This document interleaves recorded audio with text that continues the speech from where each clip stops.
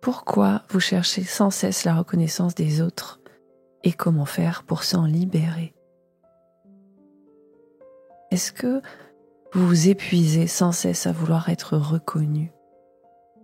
Est-ce que vous cherchez sans cesse la validation, l'amour, l'approbation des autres même sans toujours vous en rendre compte?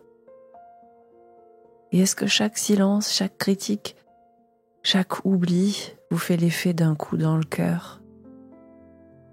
Est-ce que, à force, vous avez l'impression de ne plus savoir qui vous êtes vraiment sans ce regard extérieur?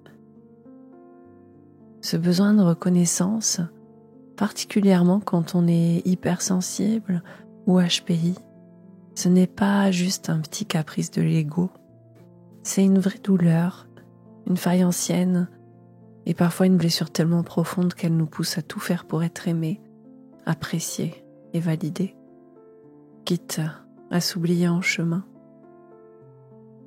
Mais pourquoi ce besoin est-il si fort? Pourquoi est-ce qu'il peut littéralement nous détruire? Et surtout, comment faire pour s'en libérer? Comment retrouver sa propre valeur sans attendre qu'on nous la rende de l'extérieur? C'est ce que j'ai envie d'explorer avec vous dans cet épisode du podcast des émotions de la botanique du cœur, avec des clés psychologiques concrètes, des explications, des outils et un peu de lumière sur cette quête invisible qui abîme tant de cœurs sensibles.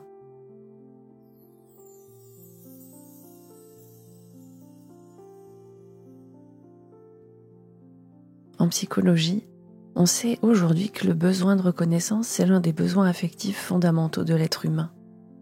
Dès l'enfance, nous avons besoin d'être vus, entendus, reconnus dans ce que nous sommes, pour pouvoir construire une image stable et sécurisée de nous-mêmes. C'est ce que la théorie de l'attachement met en évidence. Un enfant qui a reçu un regard aimant, cohérent, valorisant, va pouvoir se construire avec une sécurité intérieure.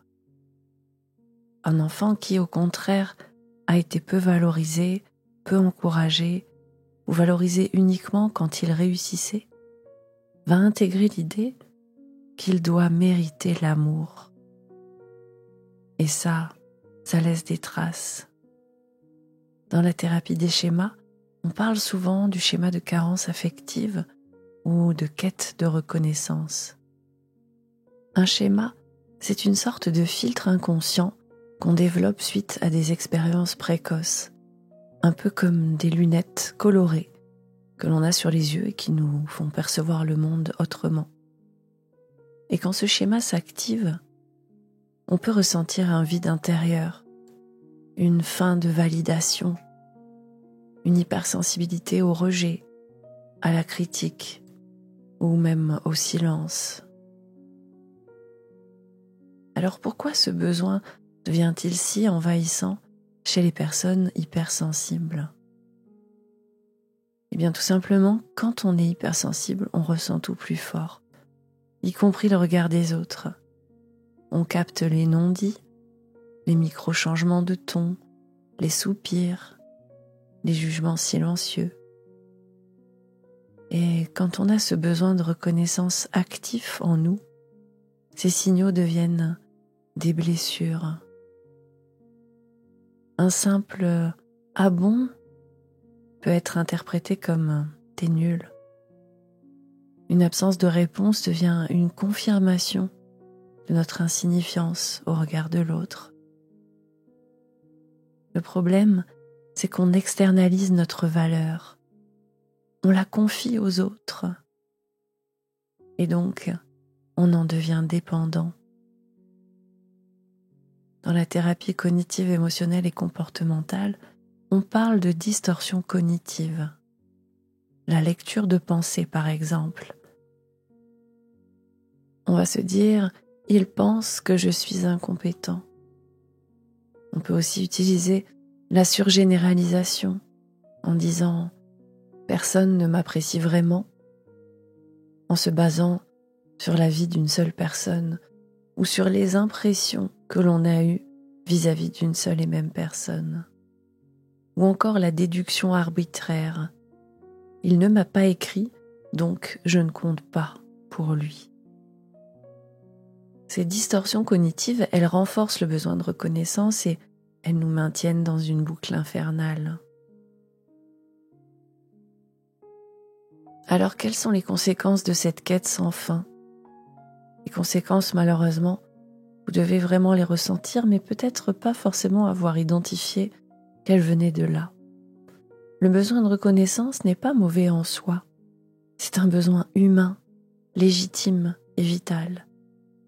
Mais quand il devient exclusif, quand il dirige nos choix, nos émotions, nos relations, notre attitude, alors il nous enchaîne.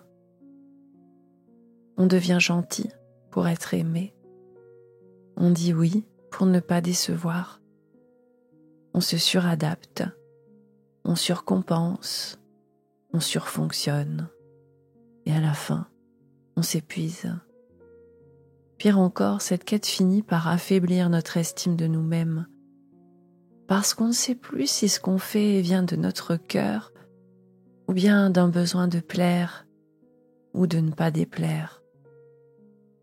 Alors on finit par se sentir vide, parfois faux ou instable.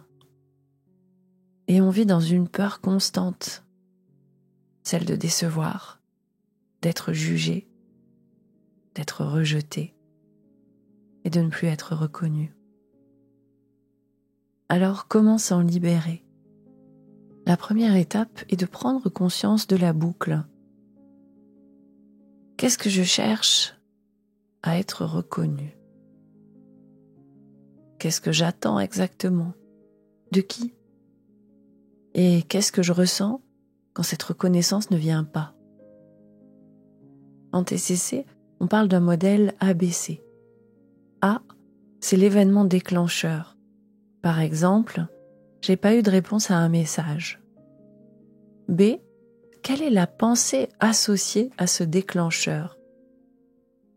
Comme j'ai pas reçu de message, je me dis que je ne compte pas. Et C, c'est la conséquence émotionnelle.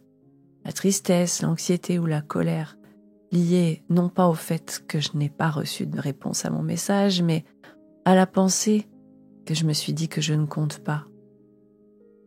Il faut remonter à la pensée automatique. Et ça, c'est déjà reprendre du pouvoir. Je suis triste, anxieux ou en colère parce que je me suis dit que je ne compte pas pour l'autre. J'ai fait une lecture dans les pensées de l'autre. J'ai fait une surgénéralisation. Mais en réalité, je ne sais pas pourquoi la personne n'a pas répondu à mon message. Cette clé et ce modèle ABC est vraiment la base des thérapies émotionnelles, cognitives et comportementales pour commencer un peu à décrypter les fausses routes qu'on fait dans notre cerveau et qui nous piègent et nous enferment dans toujours plus de souffrance. Alors, la prochaine fois que vous vous sentirez mal vis-à-vis de quelqu'un, posez-vous la question: quel est mon modèle ABC? Quel est l'événement déclencheur? Quelle est la pensée associée? Et quelle est la conséquence émotionnelle? Travailler l'auto-reconnaissance, c'est le levier central pour se reconnaître soi-même. Il faut s'accorder ce que l'on attend des autres. Et ça peut être un travail très profond. On pourrait apprendre à réécrire les messages intériorisés. Par exemple, à chaque fois qu'on se dit « tu n'es pas suffisante, tu as mal fait », eh bien, se répéter à soi « non, tu es suffisante et tu as déjà beaucoup fait ». Se parler avec compassion, comme on parlerait à un ami qu'on aime et qu'on respecte. Et pratiquer l'écriture de reparentage. C'est une technique que j'aime beaucoup quand on n'a pas le temps de faire une méditation ou un travail plus profond. Vous pouvez simplement écrire un mot à l'enfant que vous avez été en lui offrant l'amour et la reconnaissance qu'il attendait. Cette lettre lui parviendra à coup sûr et viendra réparer quelque chose dans votre cœur. Ma troisième clé, c'est de vous proposer de revenir sans cesse à vos valeurs pour ne pas vous perdre. Dans la thérapie ACT, la thérapie d'acceptation et d'engagement, on apprend que la clé, ce n'est pas de fuir la souffrance que l'on ressent par rapport à ce que nous fait vivre le monde, mais de revenir à ce qui compte vraiment pour nous. Quelles sont mes valeurs? Qu'est-ce que je veux nourrir dans ma vie? Est-ce que mes actions vont dans ce sens ou est-ce qu'elles sont dictées par la peur de ne pas être aimé? Revenir à ces valeurs, c'est s'offrir une boussole intérieure plus stable que le regard des autres. Ma quatrième clé, j'en parle souvent ici sur la chaîne, c'est d'apprendre à dire non. Dire non, c'est poser ses limites, c'est affirmer sa valeur, même si l'autre n'est pas d'accord. Et c'est dur, c'est vrai que c'est dur. Mais à chaque fois qu'on ose le faire, on se renforce intérieurement. Dire non aux autres, c'est se dire oui à soi, c'est se respecter soi-même, respecter ses valeurs, son chemin. Et il y a une phrase que j'aime beaucoup, chaque fois que je dis oui à l'autre en disant non à moi-même, je me trahis un peu. Alors apprendre à dire non, c'est aussi apprendre à se dire oui. Gardez bien ça dans le cœur. Ce besoin de reconnaissance, c'est pas une honte. Il vient d'un manque, d'un vide souvent très ancien. Mais il n'a pas à diriger toute votre vie. Vous avez le droit de vous reconnaître, de vous valider et de ne pas attendre qu'on vous dise que vous êtes digne d'être aimé pour l'être. Et ça, c'est un chemin d'autocompassion, d'autoreconnaissance, de rééducation émotionnelle. Un chemin que vous pouvez emprunter pas à pas, avec douceur, patience et fierté.